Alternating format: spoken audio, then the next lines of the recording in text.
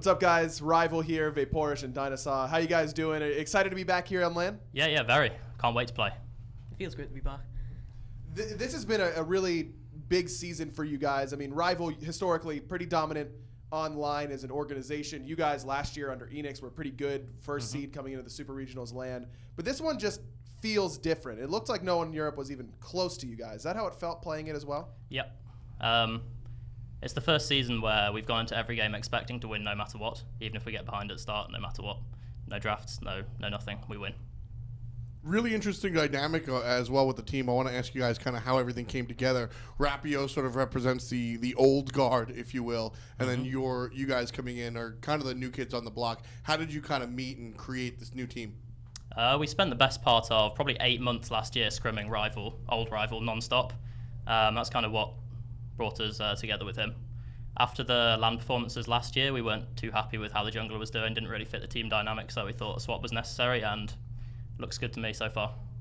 Vaporish, you in particular have really stepped up and continued. I mean, you had your breakout LAN last year where you get the pentakill against Obey and all that kind of stuff, but you've continued that momentum into this year. You two in particular have just dominated duo lanes all split long. Do you expect to do the same against Astral Authority? Yeah, that duo lane's the worst part of their team, and it's just going to be easy kills every single time. We're going to kill them every game, no matter what happens. I love that confidence, and I'm going to go directly to that. I have a different question, but I want to talk more about that confidence. Is that a core part of your team? I mean, did you come in? You've got a reason to be confident now, but is that how you guys always were coming in the last line and everything? Yeah, everyone's confident on the team. I know everyone's like the best player in each role by a mile, and I know they can do their job 10 times out of 10. So you guys have sort of trounced the European side. Now we're talking North America. Historically, that has not been a good matchup. Things might seem different now, though. Is that your outlook? Do you think that this is Europe's time to shine? Yeah, this is the best I felt going to a LAN. I like looking at the Pathlands as well. I think this is the best chance that you're going to win. You guys got a chance to watch the Masters LAN, as we all did. That was our first big LAN of Season 5. Did you guys learn anything from what the PC side were doing? Did you expect the meta that they came up with? Yeah, quite a lot. It was just reinforcement, because we've not been watching too much PC throughout the split, but watching the LAN we realised that our meta is kind of similar to what they're playing. Not quite, we play kind of simpler execution comps, but just made us feel good, really. Confident, more confident. And then with that in mind, is there anything special? Are there any fancy tricks up your guys' sleeves that we should be expecting this weekend? You're going to have to wait and see. I hope so. I'm going to take that as a yes. I absolutely think so. Yeah. Hey, listen, Vaporish and everybody, thank you so much, DineOhSaw. Thank you for joining us. Good luck. Thanks. RvL up against Astral Authority. That is going to be the next set that we are looking at here. And this set, you heard it from the boys themselves, Vaporish Coast in particular. They are plenty confident going into this set, and for good reason. And considering he's only 14 years old, Yeah. he is just out of this world confident. Coming into LAN, they were talking about it, how he got that pentakill last LAN. Didn't get to Worlds, but he definitely allowed Myth Gaming to get there and actually win it all. So INbowned is actually thanking Vaporish Coast for making that play happen. That's right. That's how I think it was Myth at that point, how that roster was able to make it and then go on to win. So you alluded to it earlier, a world champion there they're going to be going up against, but certainly the confidence is well earned, and I think we heard it from Vaporish Coast even back at that LAN as well too. So I don't think it's just now that we're able to see that the confidence from this RvL roster, but they certainly have their work cut out for them going up against Astral here. Where in particular are you looking on this RvL composition to see them try and make some moves here? It's going to be Rapio playing aggressive as always. That's his thing. That's how people know him. And the dual lane they were talking about, obviously trying to take advantage of the weaker points of Astral Authority. It's no secret that with the switch from Coviiii going from middle to the Hunter position after Astral Authority's roster shakeup, they've been a little bit on edge in terms of how consistent they used to be. This is a team that was been dominating for the most part in Season 4 and just came up shy at HRX, but now they get a chance to prove that that was just a fluke here in Season 5. And I'm expecting RvL to come out swinging here in this next set. But as you mentioned, that dual lane, I think you're right. I think they are right to focus on that because, I mean, where else can you go? I mean, against Wolves or oBoronic in the mid lane or Layers in the jungle. I mean, it's so much talent on this Astral roster that we've been seeing around the Xbox scene time and time again. So these are players that have been playing for a long time. So it certainly makes sense that RvL would try and focus there. Maybe they can exploit Coviiii and INbowned there in that dual lane. But we actually had a chance to talk to those Astral boys as well and see how they're feeling coming into this set. Their interview is waiting for you here. Guys from Astral Authority, thanks for joining us, Layers and INbowned. Layers, we'll start with you. This Astral Authority team has gone through a lot of changes from last year where you guys were very dominant, won every LAN besides Worlds. Now it's a completely different roster, basically. What's the transition been like for you in the jungle? It's not really like anything different. I think Bobby has a very similar play style to Chach. He's like more like I wouldn't say more aggressive, but he's just as aggressive, which fits my playstyle pretty well, which is good. So Bobby obviously is the new one, INbowned. You are a lot of people in the scene know you pretty well, your personality. Talk to me about what you bring to this team and how you affect the sort of culture there. I bring a voice to the team. Before they had me, they weren't really vocal, none of them were. As soon as they got me, they kind of had like a voice to lead them. They're all great mechanical players, but they didn't really have that voice with Coviiii. Yeah. How different is this team to last year's Myth team that you were on, that you won the World Championship with? Are there similarities there between the two? I think they play differently because last year's Myth played around dual lane a lot more. We played, because Keegs, when I teamed with Keegs, he was kind of like our, I guess our hard carry in the laning phase, so we kind of look towards him. These guys, they have oBoronic and they have Wolves, and then they can look for us in the dual lane also. So they have, I think we have more hard carries all the way around, and that helps us more too. So does that lend itself to a team style play, or do you still have a person specifically that you look to play through? Historically, that's been Layers in the jungle. So yeah, touch on how you guys approach the game. I think we probably play through Wolves a lot more than prior.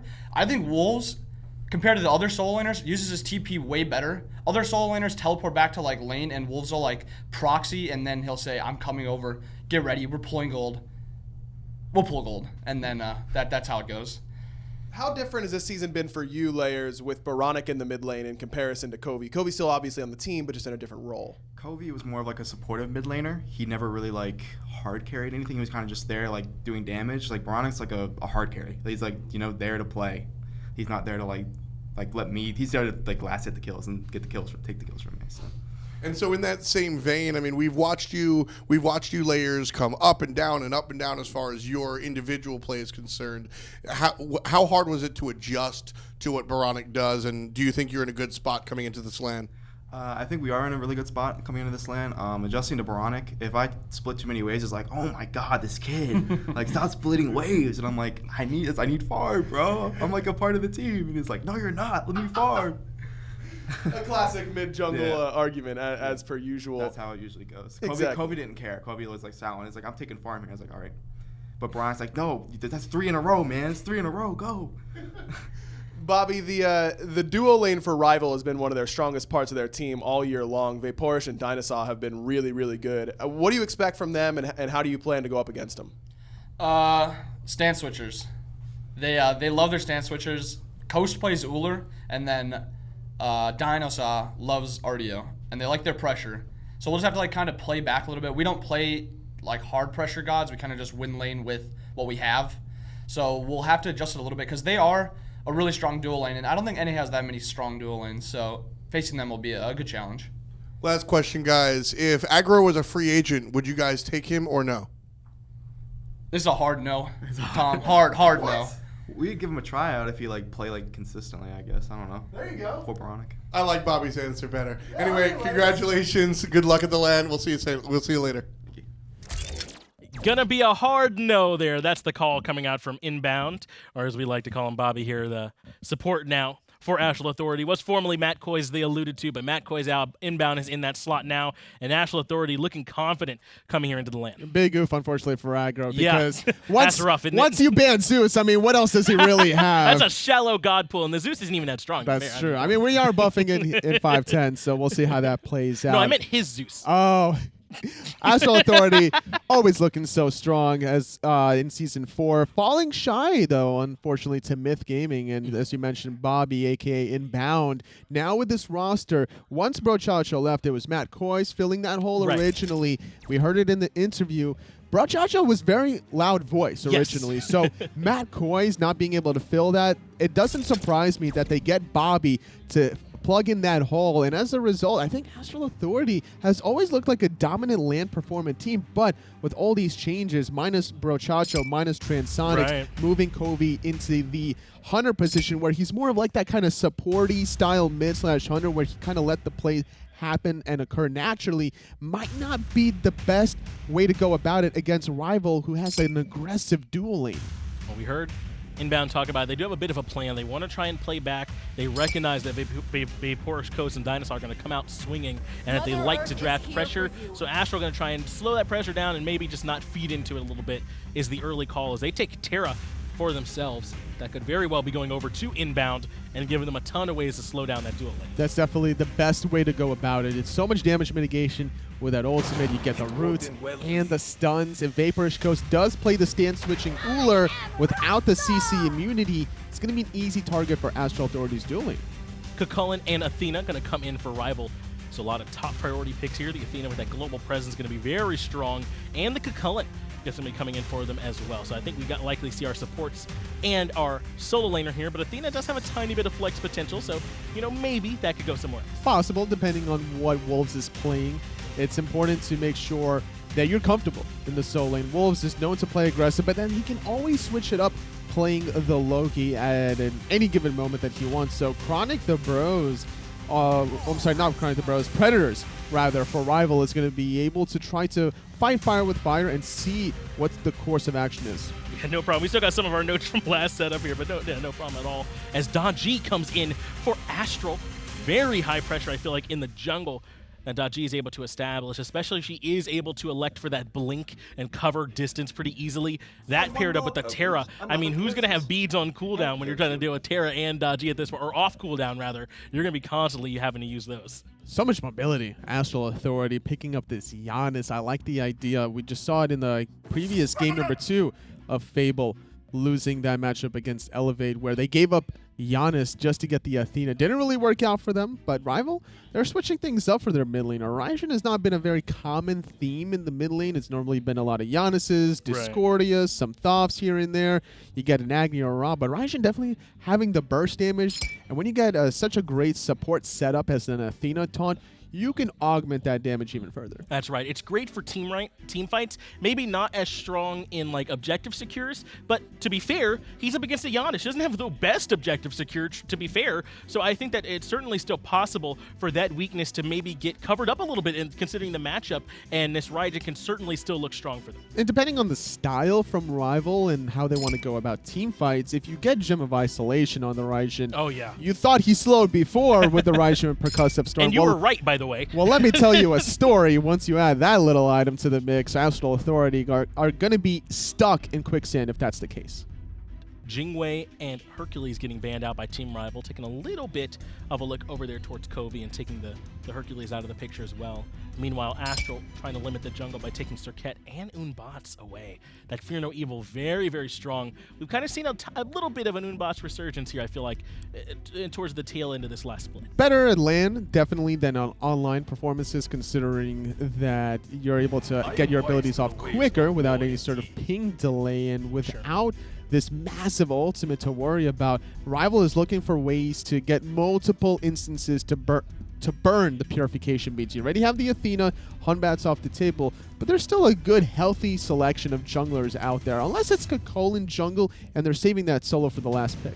I love this Hachiman pick, though, for Vaporish Coast. Not just strong in the laning phase, but can transition very well into mid and late as well. So this is a really strong pick to put Vaporish Coast on, up against the Ullr, who can be very strong in lane in his own right. Funny enough, Astral was kind of predicting they'd have to go up against the Ullr, but they got it for themselves. RvL picking the safer option, really surprising. I like this idea. They recognize that, okay, Terra, too defensive, really difficult to go on the Hunter when Terra's next to them. that Earth and Fury, destroying your own damage, healing the enemies. You're never really going to kill them, so you might as well play it safe in the early laning phase, and you have that mounted archery to cover so much distance. I don't expect Vaporish Coast to be ever in a sticky situation that he can't get out of for himself, even with the Athena defender of Olympus. That's right, and with the mounted archery, he should be perfectly safe in that dual lane. As Osiris comes in, very likely going over to the solo lane for them with the Dodgy and Terra already on the board. So the Osiris into the Chulainn matchup is what we're looking at here. Aggressive, honestly. Still could be Chulainn jungle if they want to pick something else. In the solo lane. Rival has some options. Guardians have been a little bit popular. Sobek is available. That would provide a lot of control between the Athena and the Sobek, really allowing this Raijin Hachiman a lot of freedom in that late stages. Could be a good idea, but Chulainn is good in terms of just boxing in general. Osiris, very difficult to lock down. You're better off looking for a god that can farm it up. And with this Nike pick, it is going to be probably a Chulainn jungle. Allow Nike to just kind of free farm in that solo lane. That's what Nike does so well, right? And then with the passive, she's still sort of enabling the whole team anyway, even from that solo lane. So very strong, very difficult to control. If it is the Nike that gets selected, they're hovering here. This could be just putting the idea of the Nike into Astral's mind. If this is late game that Rival are considering, this is probably the best course. Right. Considering you're getting so much extra mobility from the passive, extra damage once you get those stacks, which are basically guaranteed. You might not necessarily get those 10 kills in the late game always, depending on how the game kind of pans out, but you will reach level 20 as long as you don't lose pre-level like 30 minutes into the game, and you definitely will hit that 200 minion count or so. So getting at least a good chunk of that mobility and damage. And it'd be very difficult to kill it if the Nike were selected here. Once she uses that ultimate and gets that tremendous health shield to help her out. And it's good setup, really, with that huge slow she can put out too for the Raijin, for the Hachiman. When you pair that with the Athena and the Chulainn they already have, it would not be difficult for them to find their damage. I like what Rival are doing by not locking this right away, using all their bank time, because now they're considering potential opening strategies. How are they going to open up the game with warding? Are they going to group up as 5 and look for potential level 1 kill, or are they just going to look for the safety option and try to position a ward between that tier 1, tier 2, or on the red buff? See where Astral are going to start. And it kind of puts the thought into your head, right, that Rival had another pick maybe that they could even flex over to if they needed to. So not only is this Nike a strong pick for them, but that they're certainly capable of running something just as strong in that slot. So you got to keep that in the back of your mind if you're Astral. But now we're seeing some comps, a couple picks you don't always see, Tully. Which one you favorite? You know what? I got to give it to Rival here. I don't blame you. I mean, this Rival team is strong. Their comp is strong as well. So certainly have a chance to take this game one as our casters are standing by. Thanks a lot, boys. Tom Battinger joined here by Ryan Agro Bailey. And as we get into this one, this should be really exciting. I'll be honest, Ryan, I kind of expected game number 1 to go that direction. But here, game number 2, Astral versus Rival. This is a tight one, and honestly, kind of rare to see a tight one between the two regions. And especially this early on in the bracket. I mean, only 4 teams here, so you know you have to be the best of the best. And Rival has been the best of the best in Europe, all split long. Astral kind of struggled towards the beginning of the split, but since they picked up INbowned, have that world champion experience now on that team. You heard him say in the interview, he brought the voice that this team was really missing. This is an incredibly exciting matchup. This could easily be a finals match between these two. What was really interesting was at the World Championship, I think Astral might have been the favorite, and Myth kind of snuck in there and kind of took everything away. And here you have the culmination. If you ask me, you know, where the power on both of those lied, I think it was the combination of what we see here with Astral.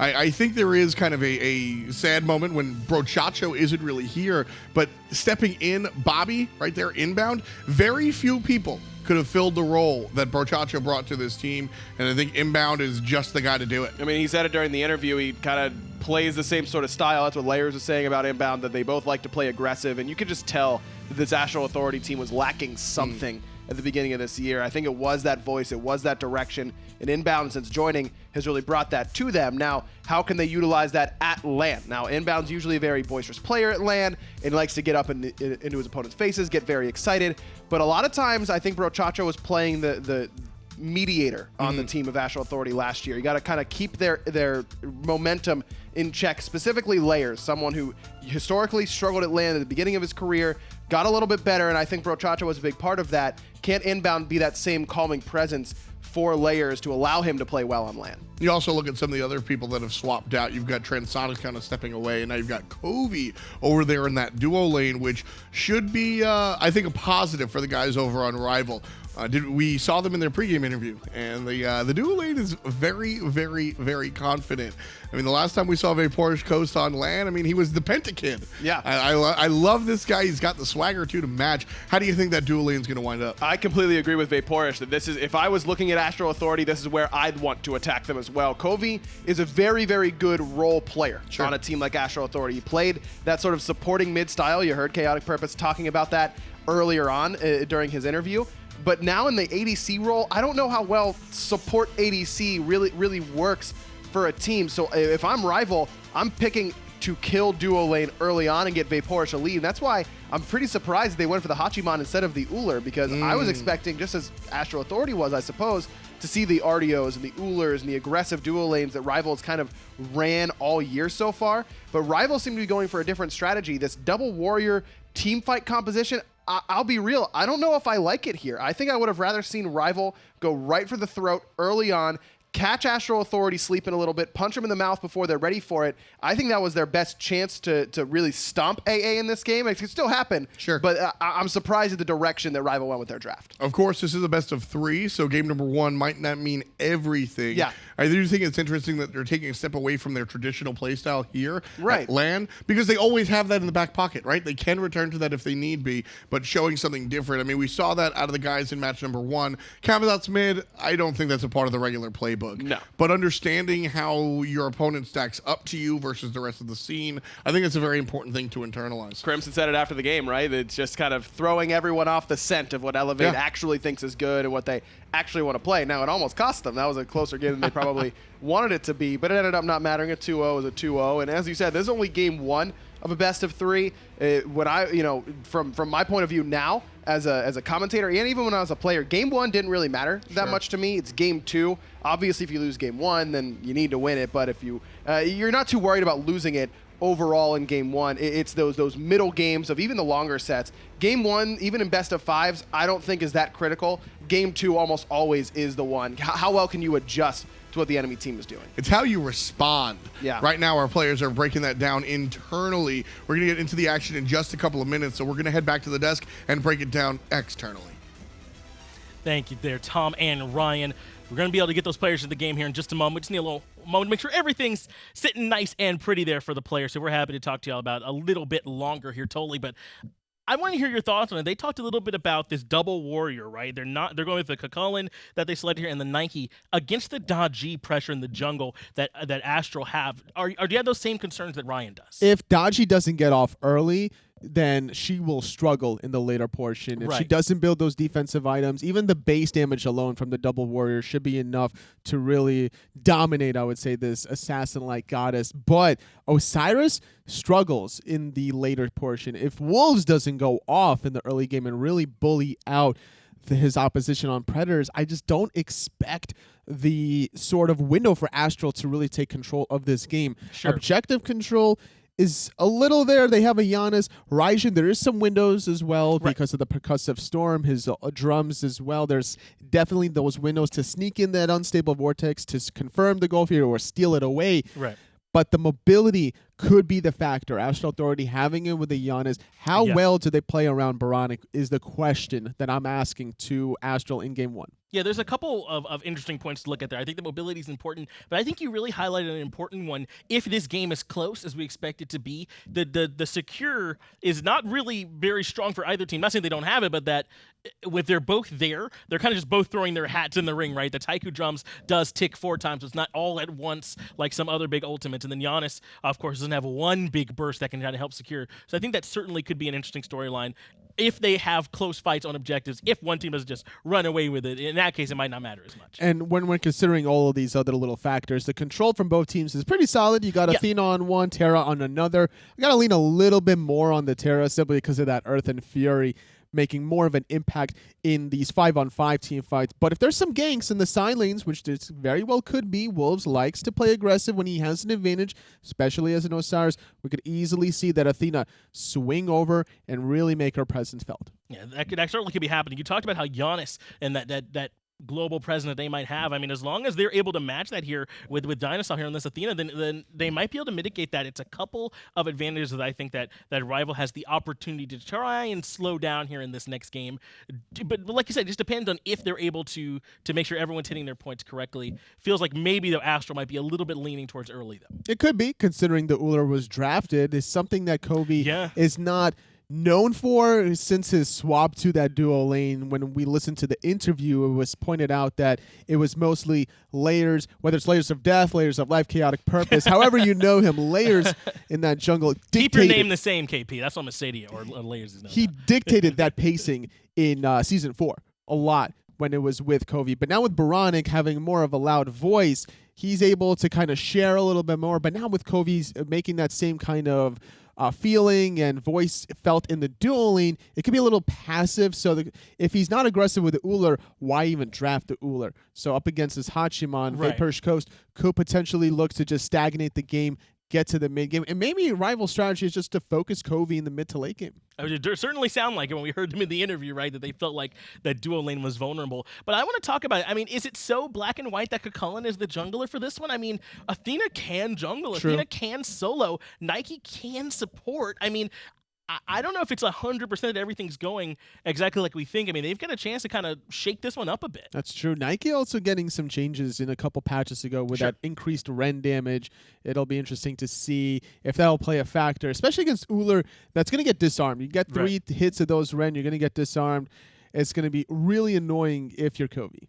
Now, I do want to make sure that you all are voting there in Mixer Chat on who you all think is going to win this game. Of course, between RvL and Astral, it's very, very close between these two teams right now. Astral, they had some roster changes, so they weren't able to quite get first in North America, but they have tons of talent. Bobby, who, as we mentioned, or INbowned rather, who did win at the World Championship. I mean, Layers or Chaotic Purpose, however you know him, who's been around forever. So they have tons of talent up against RvL, who were at the LAN last year. I believe they were elevated. They're only really missing one player from that elevated roster, I believe, or Enix, I think. Yes. Yeah, Enix, yeah. That's right. With Rapio, kind of. EL, they're they're close enough. They're too close, yeah. Close enough. The Rapio is basically the only surviving member from RvL, and the organization definitely trusts him to make these kinds of decisions, swapping out 4 of his other members to have a very dominant European all-star lineup. And the way that Enix was able to play online portion, it really shows why RvL did this kind of decision-making the way that they did, being so successful here to get first seed in Europe. And it's important that you mentioned that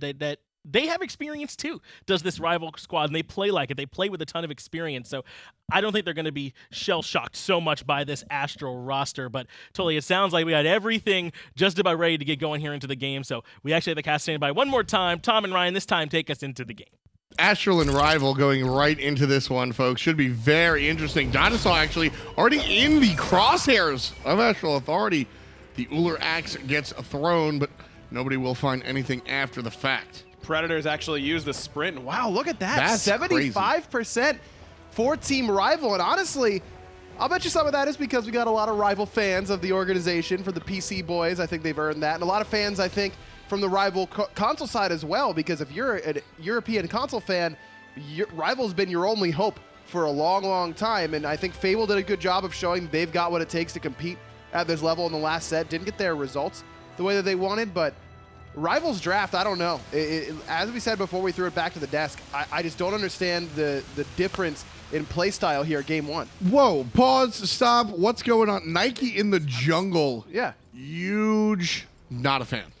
Just not a fan of this character in the jungle. Because what has RvL done all split long against European teams? They've beat them up early. And part of that is because their compositions. Part of that is because they're just better than most other teams in Europe. But where's Rapio's Thor? You know, the Robin was the first ban. Where's Serket before the second ban phase? It's things like that. And we've seen Rapio do this before on LAN, where he comes in and picks something completely out of whack, as Predator is getting whacked around quite a bit in the solo lane by Wolves. I'm really surprised. I'll be honest. Wow. I'm very surprised by this Nike pick. As far as the solo lane is concerned, Sprint popped over there on the left side.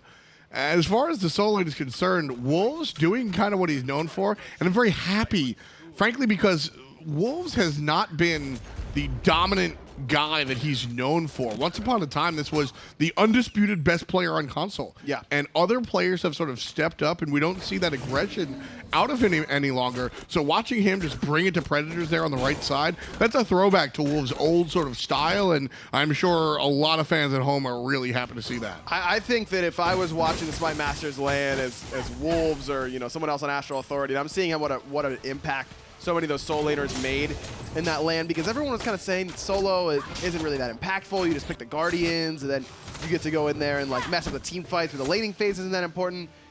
Tell that to the rival PC side, who won a game off of a quadra kill for Deathwalker on Chulainn early on. I think there is a place for that pressure solo laner still in this meta. Is Sobek still one of, if not the best solo laner? Yeah, absolutely. But you can still beat up on those types of solos with the pressure gods, and this is what fits Wolves' style so well. That's the key there, is fitting the style. And for a long time, for as long as I can remember, talking about competitive gaming in general, play style is a dirty word. You got to do what is correct, follow the meta, and maybe tweak it a little bit. Here in Season 5, my personal professional opinion here is the fact that you can kind of do what's good for your play style, and that's what we see out of the Osiris. I like that Astral Authority are sticking to what they're good at. I see something else you'll probably like too, Tom. One of your favorites is waiting on your relic in the solo lane. Don't pick one up at level 1. See how the lane is playing out. Do I need teleport here? No, probably not.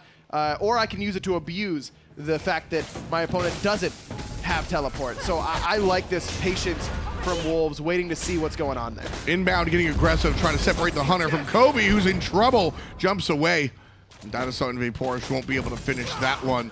Really interesting to see INbowned. He dashes forward, but that's all about defense there, making sure to root Vaporish goes away from Coviiii, because DineOhSaw had a great initiation there. And look at what RvL's been doing this entire laning phase. INbowned has taken very little damage so far. It's all been entirely focused on the Coviiii. Now, he still has an extra health pot in his inventory, and he's got that sustain from the Terra monolith as well, so he's going to be healthy. But I love the idea from RvL, as I was saying it earlier. This is where I'd like to attack Astral Authority if I was on Team RvL, with how well... It's not even so much about the dual lane from Astral and how they haven't looked like the strongest part of Astral's team comp. That's so part far. of the conversation, though. It's part of it, but it's not the main factor. The main factor for me is RvL's duo lane has just been so dominant in Europe that I want to see if they can continue to do so. And it's not even just in Europe. Remember, DineOhSaw and Vaporish Coast came to LAN as Enix and looked really good against a very talented Obey duo lane and Zaxi and Jelly, two guys who had been around the scene forever. Vaporish and DineOhSaw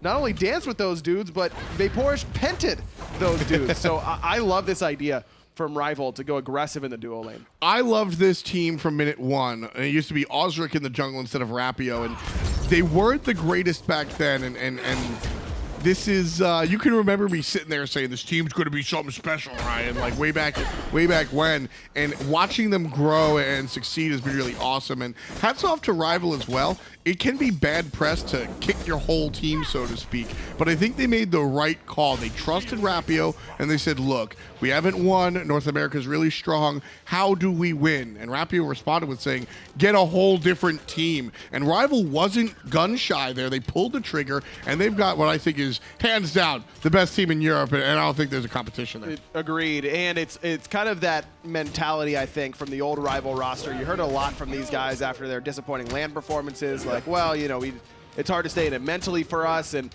I was never a big subscriber to that. I don't really believe in that. I just think that was a player mentality thing, not a victim of their situation. Sure. And if it takes a whole new roster to see around that, and I think that what the majority of this RvL roster did under that Enix tag of everyone but Rapio is they saw that RvL team and said, yes, you are better than us, and we're going to practice against you for 6 months straight, and all of a sudden we're better than you because we are hungrier than you are. It's clear that these guys have that hunger in them. It's just a matter of keeping it now that they're on top, and I think that their performance during the spring split was indicative of that.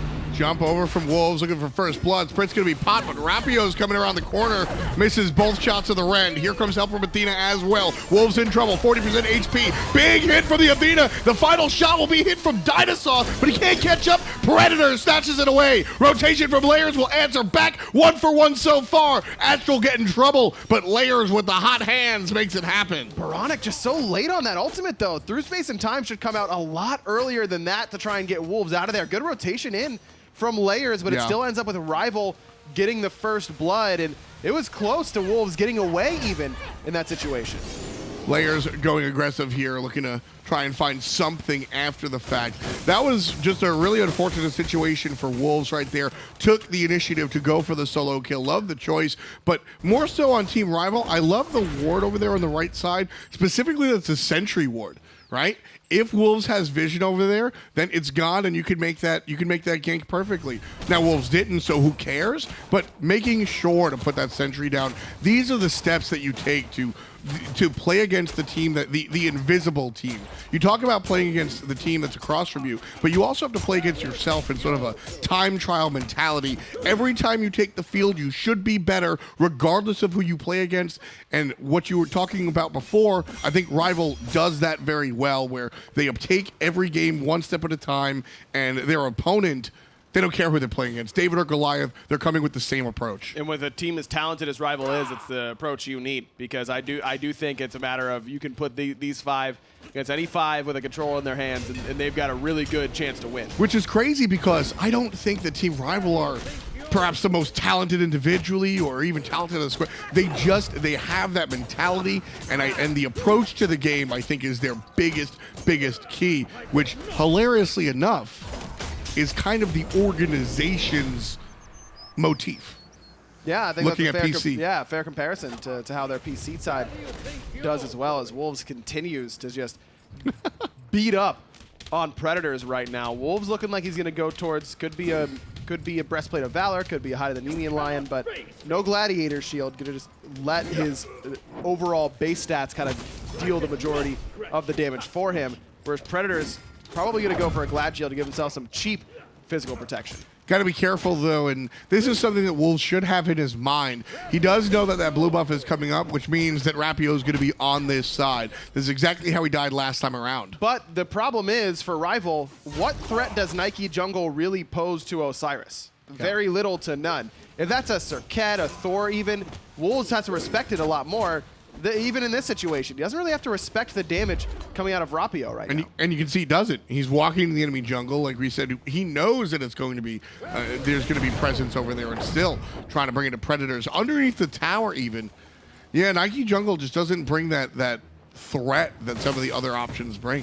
I can't wait to talk to the RvL guys afterwards, because we all got a chance to watch the Masters LAN, and it's usually very telling what teams are prioritizing in the first LAN of the year, what they think is good. And that was a long bracket as INbowned taunted in. Rapio is here on this left-hand side. INbowned going to use that Earth and Fury to try and get out of there. oBoronic with the snipe gets a double kill. He follows up with the unstable Vortex. Last time he was late to dinner. This time he's chowing down. 3 kills in total for AA. Both of the kills in that exchange come out from the mid laner. And that's the aggressiveness that Astral Authority wants out of their support player. That's exactly what INbowned has brought to this team, is that confidence to go in between 3 or 4 members and then try and just bait them into a bad engagement. And that's where Janus and Dodgy are both very good at capitalizing off of those groupings. That's Astral playing their comp really well as a unit. Which, when you look at the changes that this team has made, I think that INbowned is kind of it's funny because Bobby is such a high-impact player,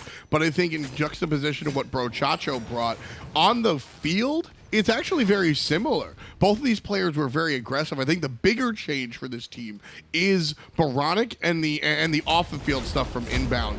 Brochacho is well known as a leader, perhaps a different style, but again, I think the bigger impact for this team is having the new mid laner. oBoronic is a treat to watch, and making those plays. I think Astral Authority make that same play with their old support. Whether or not it goes that way with Coviiii in the mid lane is a different story. It's probably that Transonics is the one cleaning up on last year's Astral, right, instead of oBoronic. But it is a difference, and I think that benefits Astral because of the meta. Last year, ADC was a much stronger role to be the hyper carry. This year, mid lane is a stronger role to be the hyper carry out of those two. So whether it was all planned out or not, I think it's worked out well for Astral Authority. Really smart portal usage there. I'll go over it in a minute, because right now it's all about the damage, not the utility. INbowned gets the last hit. Rapio gonna get snagged by the ultimate as well. Double damage coming out onto Rapio. The jungler does get rid of the Powwow. And a nice 1 kill goes the way of Astral Authority. Not confident enough to find the red buff invade after the fact, but a little bit of chip damage against the enemy team. But this is 2 fights in a row on the left-hand side that AA win handily. Even the last one, they win that team fight, and then oBoronic gets right back to mid and doesn't invade the purple alongside Coviiii. I'm a little concerned about Astral Authority's lack of objectives thus far, with a couple of fights going well on the left-hand side, but it certainly is boding well for them. The fact that 2 kills already on the DineOhSaw, who is such a heart and soul for this rival team. He is the aggressor that Bobby usually is for Astral Authority. I don't hate that. I don't mind that, the lack of objectives, to be honest with you. I just don't think the windows have been open large enough. oBoronic using his portals really well, both what we just saw right here and in that last team fight. Bobby gets aggressive, and oBoronic puts the portal out there as an option. Either Bobby bit off too much that he can chew, and INbowned has to walk on through, or oBoronic can go aggressive. And he waits there with the option, and then goes through and follows up, and that's how they get the kill. Really nice stuff there from the mid lane on Astral Authority. Predator is going to have to use the ultimate defensively here, but Wolves has got one of his own. His is offensively, though. That's going to respond with the Defender of Olympus to make sure Predators is A-okay. So 2 ults for 1 in Astral Authority's favor. 2 for 1. Always going to take that advantage. Wolves, and this is how Wolves impacts the game, right? He's just doing his thing, not over-aggressing, but still able to make a giant impact.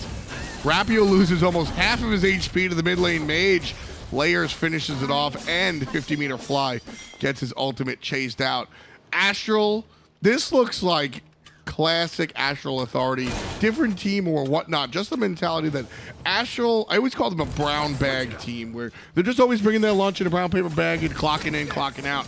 It's just another day at work for them. Gold Fury pulled down to about 3/4 health, but Astral not too confident considering they don't have guaranteed ward vision there. I see what you're saying about Astral, but I'm kind of on the other side of the fence here. This feels very uncharacteristic for me for rivals so far in Season 5, but worryingly so. It feels kind of familiar at the same time to see a rival team that looks so good online come to LAN and just kind of clam up a little bit. Nerves seem to be on the mind of rival. It's just not the same aggression. It's just not the same confidence level that we're used to seeing from them, and this is what I want to see. Even though they're down, try and be the aggressors here, because this is where this team is great. They are so good at picking the right engagements and team fighting very well as a unit. We just haven't seen any of that so far. Well, listen, Ryan, very rarely in a game like Smite, where there's hundreds, quite literally, of variables, can you boil it down to one thing. But I think this Nike jungle pick limits what Rival is able to do aggressively. Nike, if you have a different character in the jungle, we always talk about threat of activation. Listen, if I'm a Daji and I'm standing next to your buff, you can't come near me because I'm going to blow you up. If I'm a Nike, I'm going to knock you up and I won't die, but neither will you. And so the threat isn't there. Rival can't just like dunk the opposition. They have to look for a late game strategy. As I was saying before, I'm very curious to talk to Rival afterwards, because I want to know what they saw from Smite Masters that made them think that Nike is the pick. That Nike is a good enough pick in Game 1. Usually, as I said, Game 1 not very important to most players. I think it is for Rival, because this team has had confidence issues on LAN. Specifically, Rapio has had confidence issues on LAN. So to give him a pick like this and then to have him not really be able to do a whole lot with it is very surprising to me. So I'm very curious to see how they got to that point where they think this is their best option. Do you think they just forgot to trade solo and jungle? No, no way. No way. Chance. Because, as I said, they've picked Rival as, again, it's kind of hard to say because Rival's been around for so long, but it's only Rapio who's still left over. But Rapio has had some picks that have made me scratch my head at LAN before that they say, well, it was working really well in scrims. Sure, that's practice, but you know, I'm thinking of the Bakasura in particular. Many splits back. But overall, the complaint about Nike is that I hear a lot is that she, quote unquote, doesn't do anything. Yes. And I disagree with that entirely. I think she's a great frontliner. I think she's great out of the solo lane. Really difficult to peel. Really difficult to kill effectively. And while she might not bring the biggest oomph to the team fight individually, it's the sum of the whole. It's making it so that everyone is doing that much more than what they are used to doing in movement speed and in power. So I don't think that Nike's a bad pick by any stretch. I just don't think that Nike jungle with this particular team composition is where I would have gone. Exactly. I am completely fine if Rapio and Predators have swapped and it's a Chulainn in the jungle. I think it's a little bit of a step away from what we're used to seeing from RvL, but it's not so far off the reservation that it's cause for concern. The Nike, like you said, is just very uncharacteristic, and hopefully for Team RvL and their fans, they can show us in the late game why they chose this, because that's absolutely where this character is going to make the impact. The jump, the knock-up off of the jump is a very strong initiation, and then if you were to get the ultimate as well with the slow involved, then you can just win the team fight off of that. Astral, however, don't even need the team fight to look for the Gold Fury, and this one's going uncontested. Nice and easy for AA.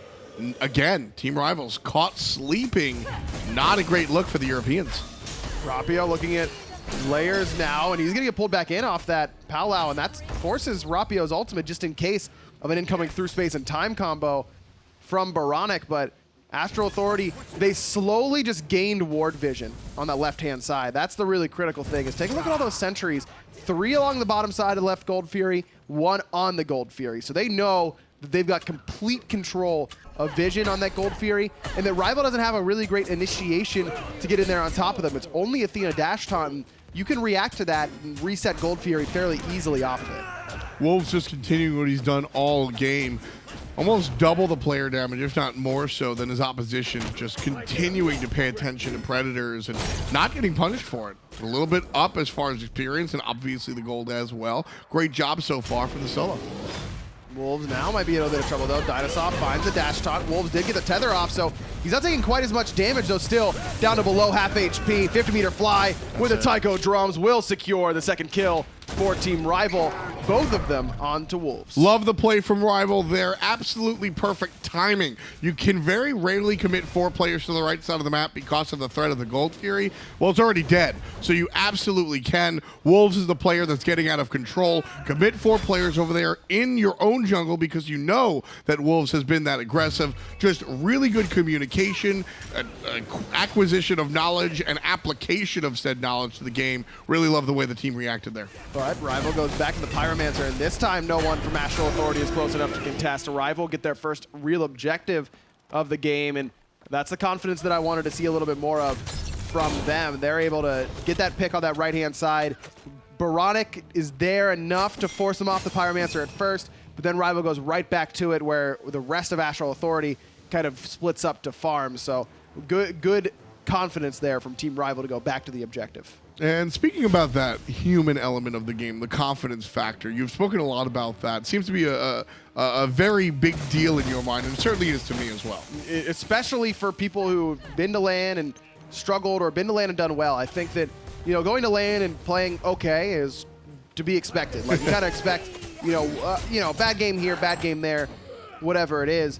Rapio has had more than his fair share of less than stellar performances by his own estimation. He has had a very good set against Soar and DreamHack Valencia. Got to give him credit there, and that was a well-played set from him. Actually, the last time he played on LAN, because remember, RvL didn't make it to the fall finals last season. So coming off of that, you got to feel that he's got at least a little bit of confidence, and the rest of RvL should really be brimming with it after how well Predators and Fly and DineOhSaw and Vaporish played at that LAN. Yeah, Wolves in some trouble on the right side. 50-meter fly making the rotation here. The ultimate out of Wolves will allow them to be safe and sound. And I think there's this I don't want to call it rookie energy, because now this team has been, they're a part of the scene. But RvL, the 4 of them outside of Rapio, the team formerly known as Enix. Rapio getting in some trouble over there in the mid lane as Astral gets aggressive and actually just takes this mid lane tower. But now Rapio is going to have to respond and get on out of there. Ouch. Team RvL in an interesting spot, just letting go of their tier 1 tower. But the point I was basically trying to make was that the guys that Rapio has surrounded himself with are positive energy, high confidence players. That's a very good thing for him to surround himself with. Fly solos Wolves on the right, now Vaporish solos Coviiii on the left. Predators getting aggressive on the enemy's speed buff. Not sure if he got that one, but RvL get kills in both side lanes. Wolves getting soloed by 50-meter fly. That's huge because Fly was down in XP to Boronic about a level and a half, 2 levels. Now he picks up a bunch of XP and gold from that kill and is getting extra damage on this right side. And now Bobby's going to try and do things. INbowned already down to half HP. Boronic shows up, and that'll stem the bleeding just a little bit. And here comes Layers blinking forward, looking for the chains. Third one will grab DineOhSaw. He's going to get collapsed on by Astral. But Team RvL seem to have the upper hand here until Predators goes a little bit too deep. And Layers answers back. But Ryan, I kind of spoke over those two because it was exactly the point I was illustrating. RvL are down and looking for the solo kills. And what do they get out of it? The entire duo lane worth of towers. Wolves, who was ahead the bounty, and the tier 1 tower in the right side. Huge. What a swing. Look at that. I mean, just a few moments ago, it was all Astral Authority. Now, RvL in the lead in gold. Now, not by a lot, but the momentum swing, I think, is the really important part here. Now, Astral Authority has got to take a breath and kind of reset mentally and try and get back into it. And the beautiful part about that, like I said, is that there was no opportunity gameplay-wise. There wasn't a gold moment. There wasn't an objective on the map. That was a confidence call. RvL said, all right, everybody man your battle stations, ready, set, go. And everybody looked at their respective opponent and said, okay, time to fight me now.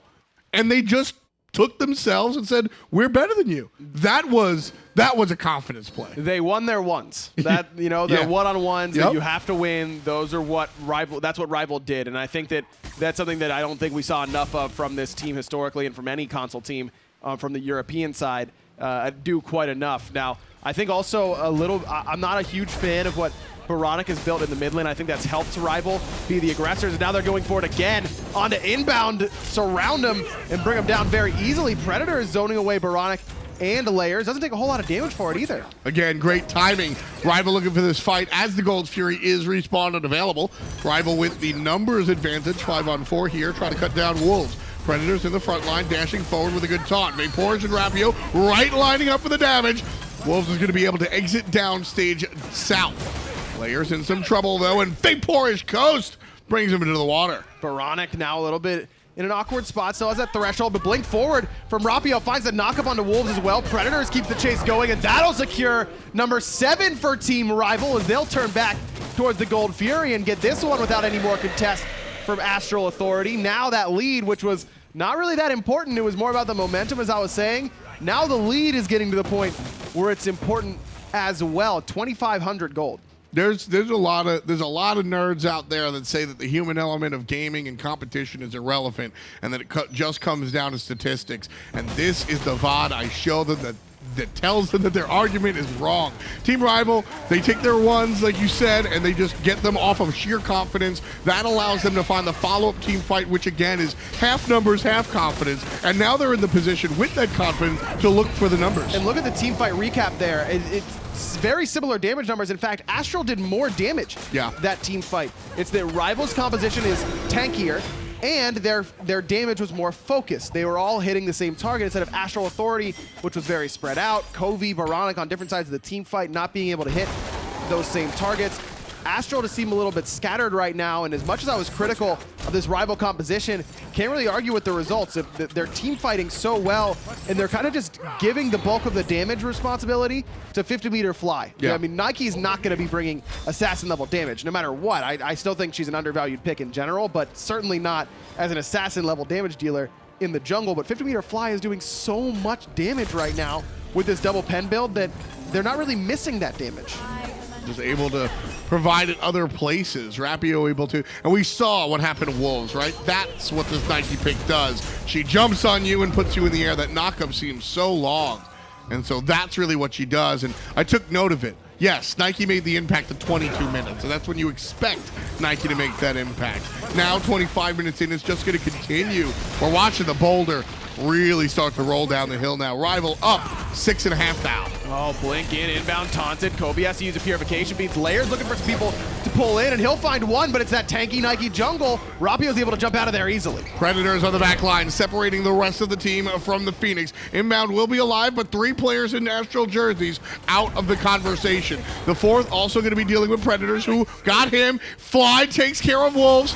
Half HP on the Phoenix. Here comes everybody else. The response from Astral Authority after hitting the fountain. It's a 1-for-1. It's a 2-for-1. Vaporous Coast with the double. Look at the young man laugh. Coviiii has to jump back to fountain as well as mid Phoenix falls for Team RvL, and now Astral just kind of has to wait for respawns before they can contest again. A 3-for-1 in total for Team RvL. I never get tired of looking at Vaporous Coast, man. This dude, you know, it's funny. There's just a raw energy about him. Sometimes we get guys up here and they talk smack on the camera and it looks cringe or it looks forced or it looks awkward. Vaporous Coast just came up here and was like, look, this is how we're going to do. We're better than them. We're going to beat up their dual lane. We're going to kill them a lot. It was just so matter of fact. I don't know. He's one of the younger guys here in competition, but he's got the swag of a much more grizzled veteran. He really does. And I was saying that it's 50-meter fly that kind of has to carry the bulk of the load for damage. Well, now Vaporous jumped him in that team fight pretty handily. 5-1 now for the young ADC for Team RvL. And this kid's something special. That's what I honestly didn't expect anything different. Yeah. After how well he performed at LAN last year, you can tell when someone just feels comfortable in the spotlight and can do very well in that sort of environment, and Vaporous certainly fits that bill. Astral Authority did something interesting. They mentioned in their pregame, and it's no secret that Vaporous wants to play Ullr all the time. Period in the story, just give him the Ullr. So Astral tried to take that away. Coviiii has done nothing. Coviiii is the same amount of damage, unfortunately, as his jungler, who also has been irrelevant. But the 100 damage, Vaporous doesn't care if you give him the Hachi. He's doing it anyway. Yeah, it really has. Taunt again onto INbowned. Wolves trying to get in there, but blink forward from Rapio. 3 space of time. Gonna hit a couple there. Play. And oBoronic able to obliterate Vaporous before he can do anything in this team fight. Now Boronic's away in the front line as everyone else on Astral is handling Predators on the back. Coviiii will notch a kill for Astral Authority as RvL, without their Hunter, know that they can't really frontline any longer. Great play coming out from Oboronic, just being the guy. That's what he has to do right now. Coviiii and Layers, the other 2 damage dealers on this team, have been silent. A lot of damage out of Wolves, and that's come out of the 1v1 in that solo lane. When you look at Oboronic, and this is something that he's sort of the reluctant star where he doesn't want to be in the spotlight. He's not going to be #1 in line for the interview. But at the same time, Ryan, he's willing and knows when he has to step it up. And this is one of those games. Oboronic making that play on the left side is really big, not just for the obvious, you get the stop, but for his team as well. Layers in a lot of trouble now. Slowed. Portal's there to make sure he gets out of danger, but it did cost Who gave him the portal? Purification beads. Oboronic did. Exactly. And I love the way that Astral split that team fight up, because Oboronic baits Rapio in, he blinks in and uses that Defender of Olympus, and then Oboronic just leaves him in the dust, just immediately fires off through space and time, says, see you later, dude. I'm going to go kill your backline now that you have separated. And that's what's difficult about playing this RvL composition, is that even though their team fight is really, really good when they're all grouped up, separately, these gods don't really do it by themselves. This needs to be 4-on-4s, 5-on-5s, stuff like that if RvL want to be able to waterfall these team fights in their favor, and that was a great job by Oboronic to not let that happen. There's the initiation from Team RvL, looking for something else. Coviiii in trouble. Knockup coming out from Predators as Coviiii still trying to exit. INbowned going to protect his Hunter. Layers on the backside. Meanwhile, Wolves zoning, but he's getting wrecked by the entirety of Team RvL. Oboronic trying to get on out of here as well. Wolves will fall down. Oboronic safe and sound one more time, watching his team fall. The North American mid laner 404. Team not found. Where is the help for Oboronic? RvL takes the Fire Giant. Coviiii just got forced out of that fight so early on. Not sure if he didn't have the beads or just elected not to use them, but he got taunted in, then knocked up, then he had to Aegis as he's running away. INbound's ultimate is used purely defensively to try and give Coviiii a heal to make sure that he doesn't fall, and that took INbowned and Coviiii and Layers out of the fight all at once. Wolves did a pretty good job of frontlining as long as he could, but Oboronic didn't get the one-shot onto Vaporous, and so Astral just don't win the team fight. It really feels that simple. Team RvL making their way downtown on the left side, walking fast for the Phoenix. Half HP already, INbowned taunted forward, and will walk away. Still that halfway point on the Phoenix. There's the blink forward from Layers. Trying to touch Vaporous. Looking for the chains. Will get fly, but he beats it away, no problem. Quarter left on the bird. Would have liked to see Layers just pull the trigger immediately. As soon as he chained down Fly, just yank him in. Try and get him, catch him sleeping a little bit on the purification beads. Don't give him that much time to just get back. And I think Layers was looking for multiple targets to pull in to make sure he got more value out of that ultimate than just one set of beads. But I don't know, maybe Fly wouldn't have been ready for that level of quick play from Layers had he pulled him in right away. I think Layers was also looking for Vaporish. If you take care of the Hunter, you mentioned it before. If you take care of the Hunter, not just because of this transcendent game that they're playing, but because Rapio doesn't offer much by way in the jungle. Usually your jungler is your secondary structure damage dealer. Here with the Nike, not really the same as an assassin. So if you take down Vaporish Coast, RvL have a hell of a time trying to cut down this Phoenix. It's not as bad as if they had a mage jungle, but it's still, it's not the Daji, the Mercury. You don't have that traditional jungler to help you bring down these objectives if your Hunter falls down. And he's been such a critical part of these team fights. As has Predators, we've been talking a lot about Fly and Vaporish, how much work they've done in these team fights, but Predators has been frontlining very, very effectively, especially after the rough laning phase that he had. Now, he got some help, but you might be tuning in right now and going, oh, well, Wolves is 0-6. He's had a really rough game. Wolves was dominating that solo lane, and it was the lack of rotation from Astral Authority. It was the well-timed rotations from RvL to consistently punish Wolves, but Predators in these team fights has really been going unanswered for the majority of it. You know what's happening to Wolves? Wolves is, nobody's doing anything on Astral Authority outside of oBoronic, it feels like. And I think Wolves feels that since he had that good game in the beginning, that he's the one that has to step up and exert himself. And part of that's true, and it's, you know, it's 6 in one hand, half a dozen in the other. Part of it is the fact that nobody's following up off of Wolves' initiation. But if you continuously initiate without a follow-up, what your initiation is just jumping into the enemy team. Wolves is taking a lot of damage. I'm sure his mitigated is very, very high so far. Is Rapio going to blink in towards Layers, but Layers not really too worried about it. Wolves already has to use that ultimate, though. He was getting crushed by Vaporish on that front side. Left side Phoenix goes down. Easy zone. Nice job again by Predators, who has been the zoning tool here. We've even watched him give up his life to allow the team to escape once or twice, and that's been really impactful. Right side Phoenix now could be the call for Team RvL. Fire Giant's going to fall off of him in about 40 seconds, though, so not a ton of time. Could be just the decision to go back for Pyromancer and then wait for next Fire Giant respawn, though it looks like they'll give it at least one shot on this wave. Yeah, I want one push. I want one push. That's what I want to see. One push from Team RvL, and I want to see them very quick on the retreat button. If they're given the fight if they're given the Christmas Land fight, take it. But if anything goes in Astral's direction, they should walk away. Vaporish has to jump away already, but Layers is very low. oBoronic comes around the backside, and he's going to take a bunch of damage. Doesn't find the kill on either of the backliners for Team RvL, as Layers doesn't find any irrelevant pulls, and RvL still healthy enough, though about half HP on most of their characters. I like that play, and unfortunately they are going to retreat because of that Fire Giant scenario. But what I noticed there from Team RvL was an all-out stop of action when the Terra started to glow. That Terra ultimate can be so problematic because you have to stop DPS, but the problem is the other team is just dealing to you what you can't deal to them. So a really nice eject from Team RvL. Terra popped, we'll walk away. We can't deal damage, but they can't either because we're escaping. RvL, attention to the detail there, making sure not to play into the hand of Astral. I don't think the Terra pick works against this team, Ryan. I mean, I'm still first picking Terra given the opportunity because I don't want DineOhSaw to have it. I still think that you can force the enemy team into fights where they don't have a choice but to deal with Terra Ultimate, but I agree. I think that RvL has played around it very well thus far. That fight in particular didn't work out for INbowned, but I still don't think that Astral Authority should go away from this Terra pick by any means.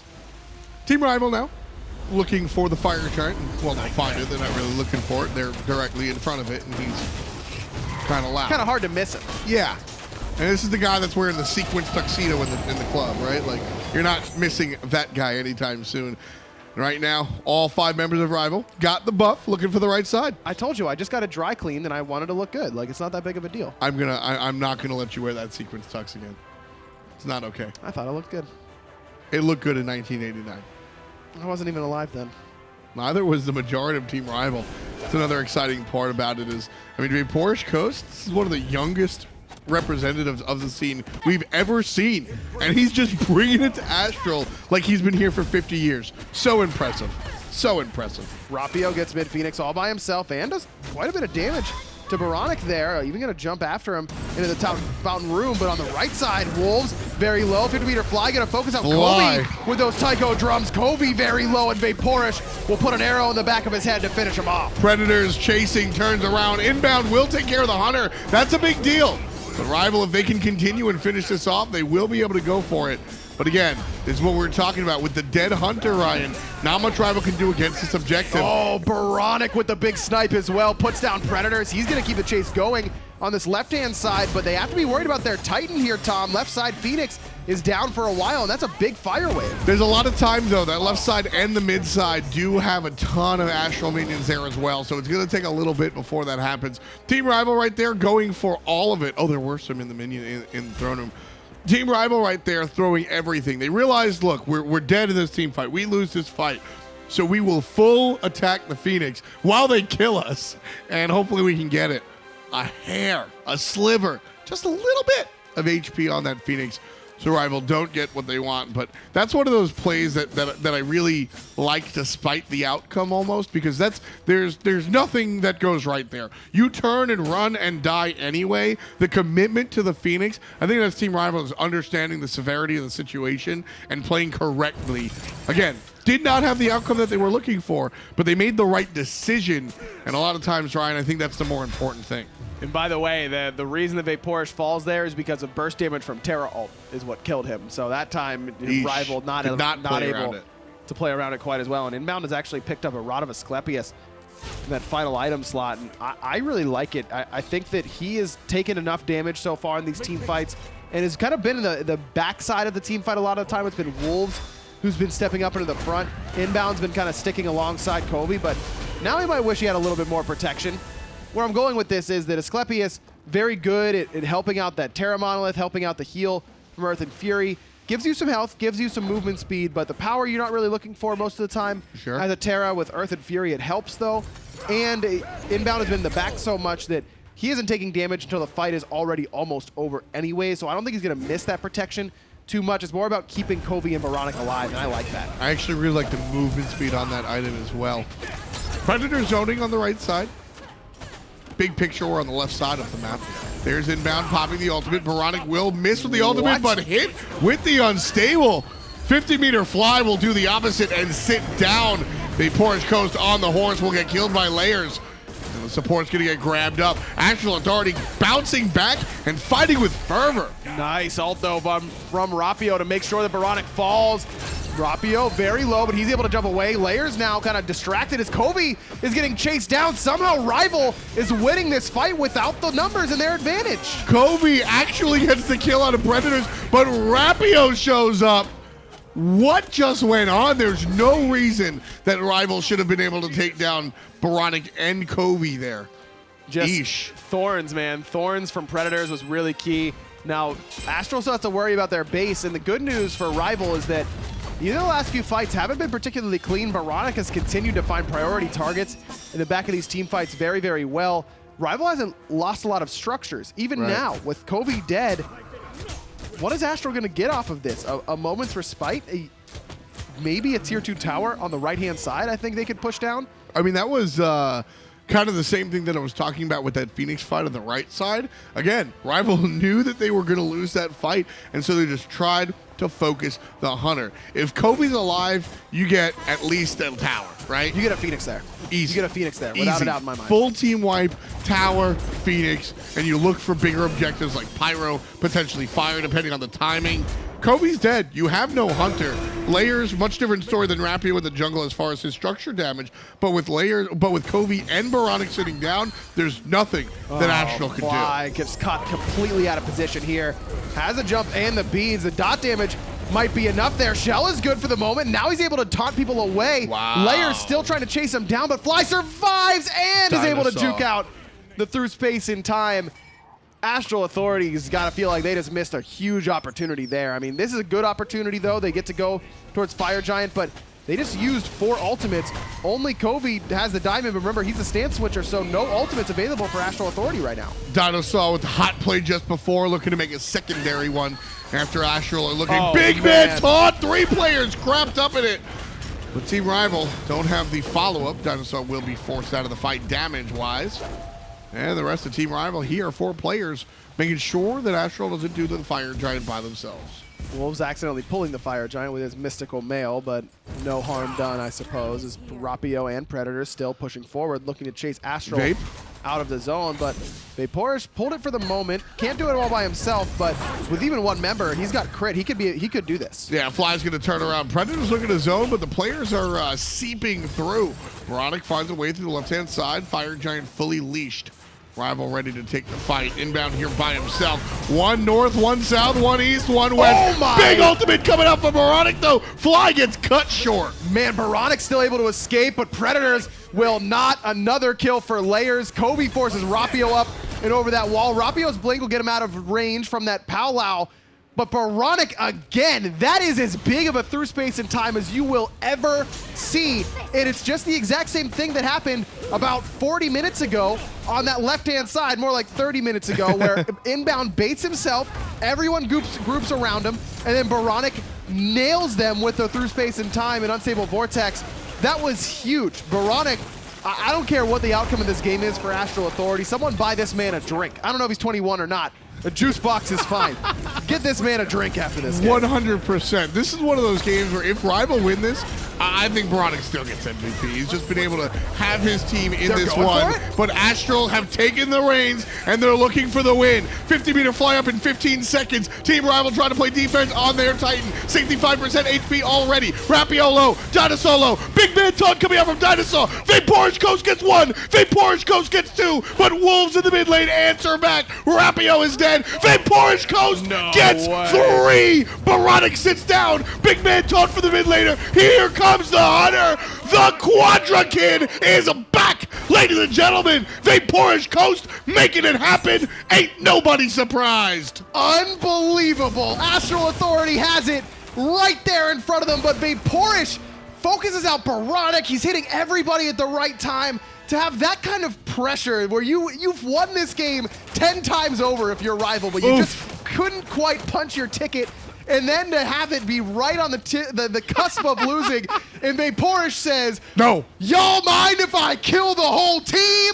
And then he does it. A quadra kill. Incredible. Oh, Vaporish Coast, the heart, soul, and the mechanics of this Team RvL squad. I never get tired of not only watching him play, but watching him laugh after the fact. This is going to be close. I don't think RvL can end here. I don't know they can. Coviiii up in 7. Layers in 7 is what they're going to go for it as well. Rivals get their turn. Ultimates are available. 50-meter fly has his in a moment. Here comes the response. Vaporish Coast being pushed out by Wolves. He does have the help from Athena. This is a retreat from RvL. This is a good call from RvL to get the heck out of here. And they will. RvL with a fantastic response, able to exit. Way, man. 50-meter fly gets the hair singed off him, but look at Coviiii, he's still going. He got a haircut right there. That's what happened with 50-meter fly. Team RvL earned their way back into this one. Just hot damn. Astral, I mean, Titan's half HP here, Tom. This is close. Both Titans are half HP. Vaporish still alive, though. Predator's down for 35. I don't get the towers here if you're Astral Authority. I don't know if I like this call. This is just trying to end the game, and I don't like it. Another big taunt coming out from DineOhSaw. Rapio look at able Wolves. to stem the bleeding. Look at there Wolves. he is. He's just on the Titan by himself. Wolves is here. Knockup from Nike isn't good enough. 10%, 5%. That's going to be the Titan if they can finish it. There's the kill. Astral Authority win game number 1. And that was a barn burner. Backbreaking for RvL. Man, that game was in their hands so many times, and oBoronic just shut the door, just smacked it out of their hands over and over and over again. oBoronic's the school bully where RvL's like walking down the hall with their books in their hands, and oBoronic just bam right out of it. Pick up your books, kid. And Vaporish did. He gets the quadra kill, almost wins the game for Team RvL, but just not quite enough. That last call though to go for Titan when you've got 3 up, when Layers and Coviiii are both respawning.